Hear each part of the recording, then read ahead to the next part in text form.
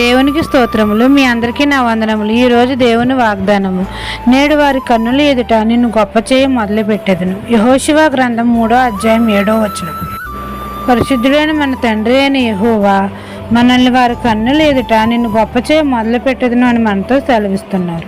దేవుని నిబంధన మందసము మనం మోస్తే దేవుడు మనల్ని మోస్తాడు.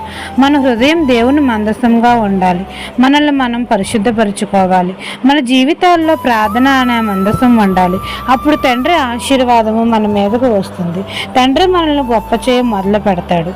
తండ్రి మోషేకు తోడై ఉండినట్లు మనకును తోడుగా ఉంటానని మనతో సెలవిస్తున్నారు. మన హృదయంలో దేవుని మందసం ఉంటే మన ఇల్లు ఆశీర్వదించబడుతుంది.